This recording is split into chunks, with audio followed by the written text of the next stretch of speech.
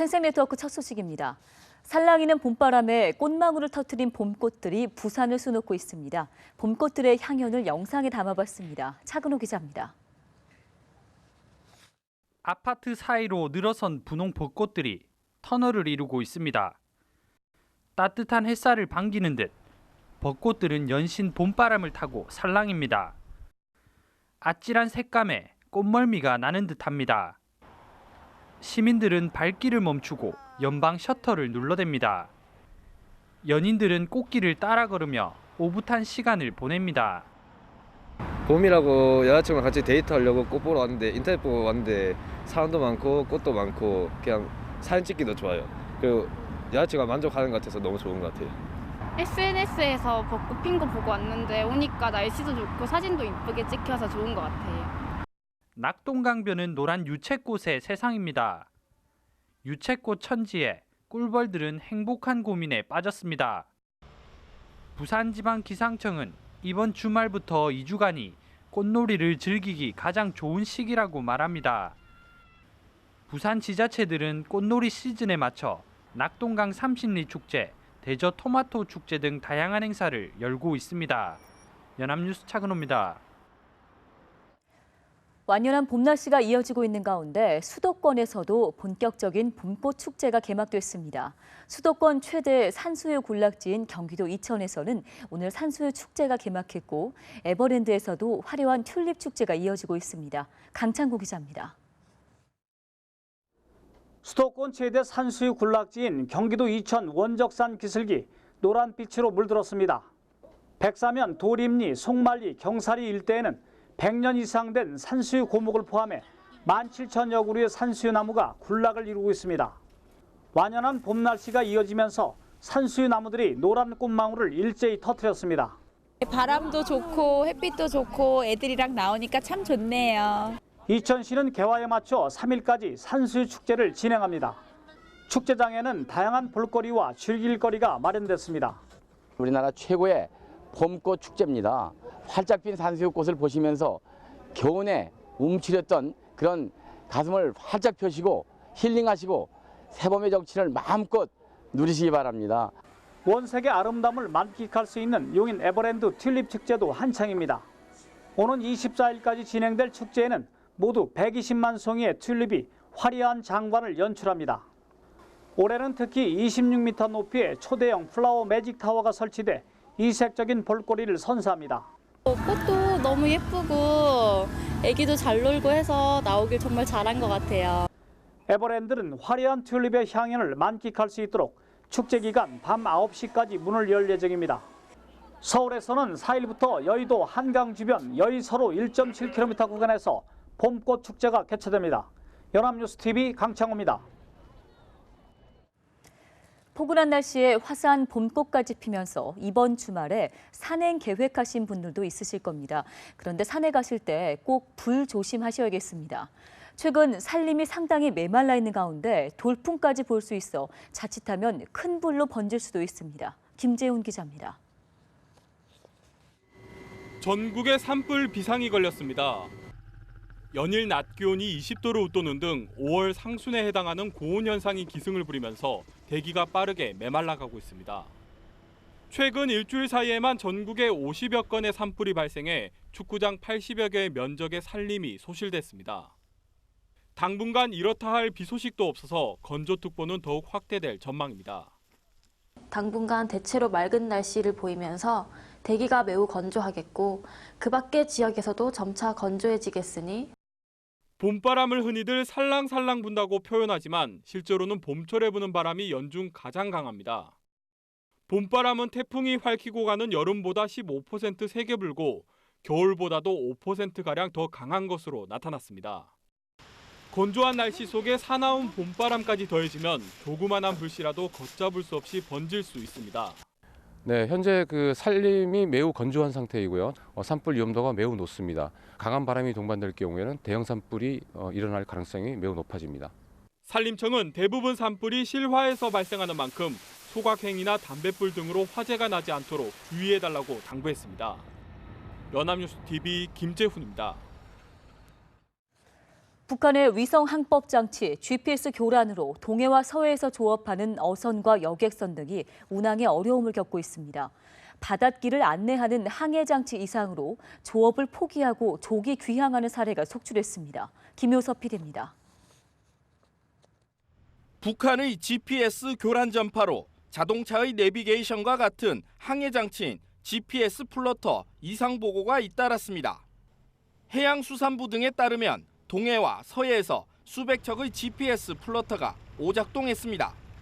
동해와 서해의 여객선들도 GPS가 먹통이 되면서 레이더와 해도에 의존해 방향을 잡았습니다. 해경은 상황을 예의주시하며 어민들에게 주의를 당부했습니다. 교란되고 있으니까 이상 있으면은 어업정보통신국에 연락하시든가 우리 해경을 불러주세요. GPS 이상으로 어선들은 조업을 포기하고 조기 귀향했습니다. 해경에 따르면 동해와 서해에서 50척 안팎의 어선들이 중도에 돌아왔습니다. 한 어민은 GPS 플로터가 화면만 뜰 뿐 작동하지 않았다며 입력해 놓은 통발 위치를 찾을 수 없어 조업을 중단했다고 말했습니다. 조업을 위해 남은 어선들은 무전기와 휴대전화 등을 통해 서로 상황을 교류하면서 도움을 주고받았습니다. 가까운 연안에서 조업하는 어선들도 나침반으로 그물을 놓은 위치를 찾아가며 조업을 해 시간이 평소보다 더 많이 걸렸습니다. 연합뉴스TV 김효섭입니다. 급식조리원과 돌봄교실 교사 등 학교에서 일하는 비정규직 근로자들이 처우 개선을 요구하면서 오늘 하루 파업을 벌였습니다. 일부 학교에서는 급식이 중단돼 단축 수업을 하거나 빵과 과일로 점심을 대신했습니다. 윤지현 기자입니다.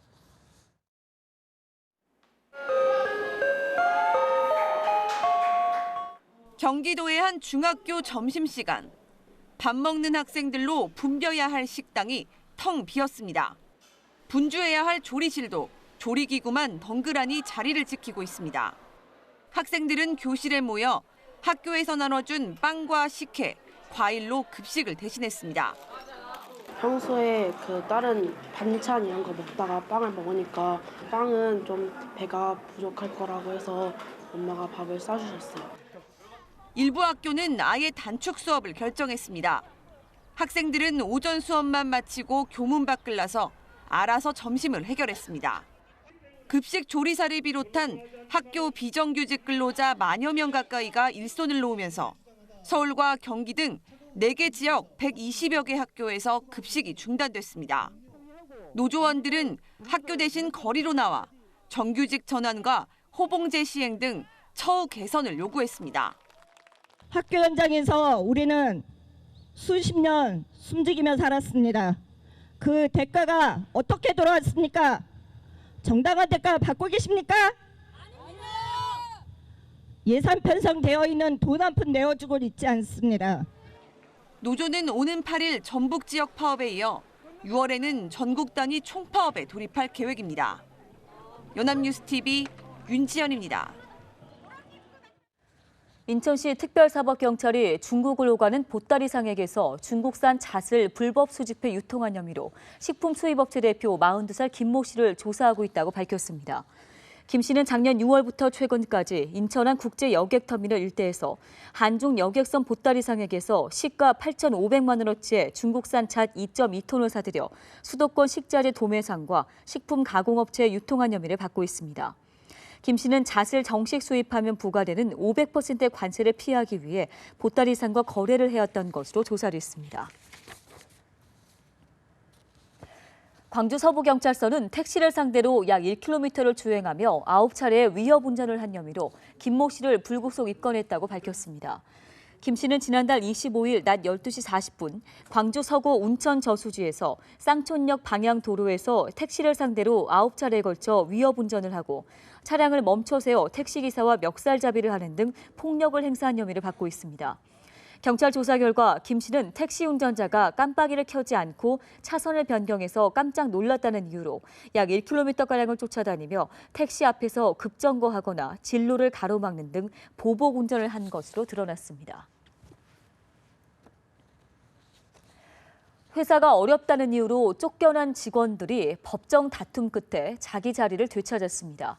경영 악화로 직원들을 정리해고한 뒤에 곧바로 신규 채용을 한 만큼 명백한 부당 해고라는 것이 대법원의 판단입니다. 강민구 기자입니다.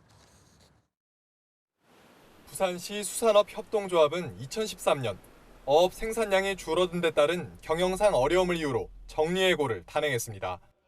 하루아침에 실직자가 된 이모 씨 등 직원 7명은 노동위원회에 도움을 청했습니다.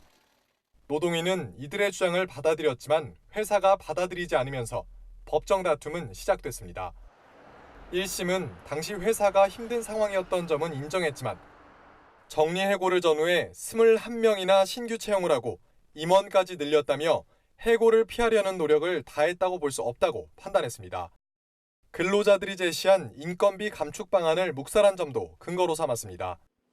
회사는 경영위기를 벗어나기 위해 여러 조치를 취했다며 항소했지만 오히려 민난만 드러났습니다. 재판부는 임원들의 상여금이 여전히 600%에 달한다며 실질적인 회피 노력이 있었다면 정리해고까지 필요 없었다고 밝혔습니다. 또 정리해고자 선정 과정 역시 합당한 기준이 없었던 것으로 의심된다고 덧붙였습니다. 대법원도 하급심 판단을 인정하면서 직장을 잃고 실의에 빠졌던 해고 직원들은 다시 일터로 돌아가게 됐습니다. 연합뉴스 TV 강민구입니다.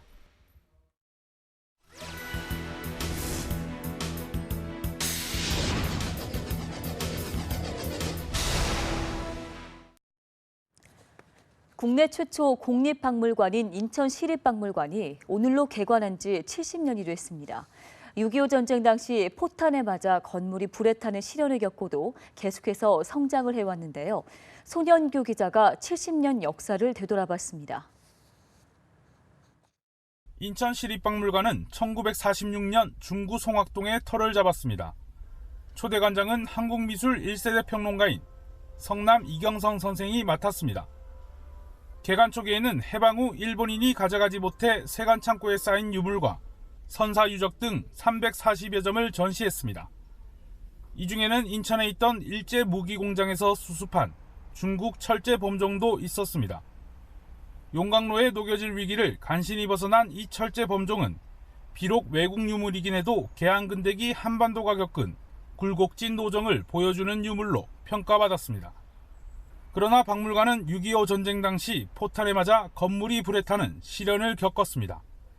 다행히 성남 선생이 소장품을 포장해 방공으로 옮겨 대부분의 유물은 온전히 남았습니다. 박물관은 1953년 자리를 옮겨 중국 재물포굴학부에 다시 문을 열고 수십 년간 인천의 문화 거점으로 역할을 다했습니다. 1990년에는 지금의 자리인 옥년동으로 이전하며 현대식 박물관의 틀을 갖췄습니다. 최근에는 매장문화재를 발굴조사할 수 있는 기관으로도 공인을 받았습니다.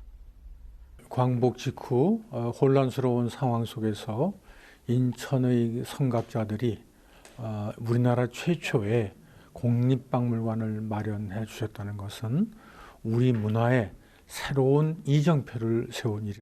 박물관 개관 70주년을 기념해 열리는 특별 전시회는 오늘부터 6월 9일까지 계속됩니다. 연합뉴스 손인규입니다. 공룡과 함께 국내 최고의 빛경관을 연출하는 엑스포가 경남 고성에서 막을 올렸습니다. 경남 고성 공룡 세계 엑스포 조직위원회는 공룡 엑스포 행사장 공룡의 문 광장 앞에서 박종훈 경남도 교육감을 비롯해 최평호 고성 군수 등 각계 각층 인사와 관람객 등 수백여 명이 참석한 가운데 개장식을 가졌습니다. 공룡 엑스포는 공룡, 희망의 빛으로 미래를 열다란 주제로 디지털 공룡 체험관, 공룡 퍼레이드 등의 전시와 함께 볼거리도 즐길 수 있으며 오늘부터 73일 동안 주 행사장인 당항포 관광지에서 열리게 됩니다. 네, 4월 완연한 봄으로 접어들었지만 독감이나 감기에 걸린 사람들은 많습니다. 특히 독감은 여전히 유행 중인데다가 이달까지 유행이 지속될 것으로 전망되고 있습니다. 개인 위생 관리에 소홀해서는 안 된다는 지적이 나옵니다. 김지수 기자입니다. 독감이 여전히 유행 중인 것으로 나타났습니다. 지난주 독감 의심 환자 수는 외래 환자 1000명당 30.6명으로 집계됐으며 특히 7세부터 18세는 1000명당 70.8명으로 유행 기준의 7배에 육박했습니다. 최근에는 B형 독감 발생이 늘었는데 B형 독감은 해마다 3, 4월에 청소년들에게서 많이 나타나는 추세입니다. 독감은 전파가 잘 돼 확진 판정을 받으면 최소한 3, 4일은 자가격리가 권고됩니다.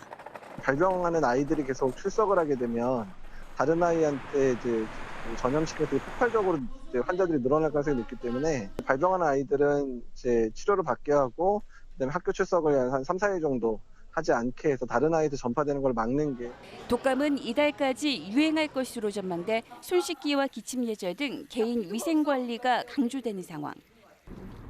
일교차가 큰 환절기에는 면역력이 떨어지는 데다 건조한 날씨 탓에 감기 바이러스의 활동이 활발해져 감기에 걸리기 쉽습니다. 날씨가 포근하다가도 갑자기 꽃샘추위가 발생하는 시기적인 특성, 게다가 미세먼지, 황사 노출로 기침, 가래와 같은 호흡기 증상이 자주 발생하는 점도 감기 발생을 부추깁니다. 연합뉴스 TV 김지수입니다. 네, 이번에는 고향 소식을 지역 신문으로 알아보는 클릭 전국은 지금입니다. 오늘은 먼저 광주일보에 담긴 내용입니다. 호남선 KTX 개통이 된 지 1년이 됐지만 이용객들의 불편이 여전하다는 소식인데요. 광주 송정역은 KTX가 일일 평균 46회 오가면서 매일 10,000명을 웃도는 탑승객이 몰려들지만 이를 감당할 만한 편의시설이 크게 부족한 상황입니다. 가장 큰 문제는 턱없이 비좁은 주차장과 화장실, 연결 교통편 부족 3가지입니다. 송정역의 경우 하루 평균 이용객은 13,000명에서 15,000명 선이지만 주차 공간은 겨우 390명뿐입니다. 이 문제를 해결하기 위한 광주 송정역 복합환승센터 건립 사업은 착공은커녕 아직 부지 사용 문제조차 정리가 되지 않고 있습니다. 다음으로는 화장실 문제인데 열차에서 승객들이 쏟아져 나올 때마다 2층 화장실 입구에는 기다란 줄이 늘어서는 모습이 반복되고 있습니다. 또 연결 교통편과 관련해서도 이용객 일부는 불만을 표시하고 있지만 정작 광주시는 금요일과 토요일 막차 도착 시각에 맞춰서 한 차례 심야 버스를 늘리고 나머지는 밤 11시까지 운행하는 전철로 충분하다는 입장입니다. 강원일보입니다. 경찰이 아동학대를 뿌리 뽑겠다고 선언을 했지만 정작 관련 예산은 한 푼도 배정하지 않은 것으로 드러났습니다. 2014년 아동학대 범죄 처벌 특례법이 시행되면서 법 시행을 위한 예산이 정부 예산안에 배정됐지만 현재까지 강원지방경찰청의 아동학대 예방 관련 예산은 0원이었습니다. 예산이 없다 보니 아동학대 예방 캠페인이나 신고 의무자 교육, 피해자 지원 등은 손을 쓸 수도 없는 상태고 올해 처음 도입해서 도내 시군 경찰서마다 1명씩 배정된 아동학대 예방 전담 경찰관도 더 이상 확대가 불가능합니다. 강원지방경찰청 관계자는 아동학대 예방을 명목으로 책정된 예산은 지금까지는 없고 본청에서만 일부 쓰고 있다고 말합니다. 그 사이에 아동학대 관련 신고는 급증하고 있는데 관련 예산 편성 여부도 알 수가 없는 상황입니다. 아동학대 근절 의지를 의심하게 하고 있습니다. 전북일보입니다. 전국 17개 시도 중 최근 3년 동안 전북교육청에 지원된 교육부의 특별교부금이 해마다 줄어든 것으로 나타났습니다. 특별교부금은 정부가 지방교육청에 전달하는 지방교육재정교부금의 4%에 해당하는 금액을 재원으로 하며 그 목적에 따라 국가시책사업, 지역교육현안사업, 재해대책사업으로 구분해서 교부됩니다. 특히 전북은 교육부의 시도 교육청 평가지원금이 상당 부분 포함된 재해대책 수요 부문에서도 3년 동안 147억 원을 받아 17개의 시도 중 16번째로 최하위권에 머물렀습니다. 교육부와 잇따라 마찰을 빚고 있는 전북교육청은 교육부의 시도 교육청 평가에서 최근 수년 동안 한 번도 상위권에 들지 못해 특별교부금 지원에서 상대적으로 불이익을 받은 것으로 분석됩니다. 생생네트워크 오늘 준비한 소식은 여기까지입니다. 시청해주신 여러분 고맙습니다.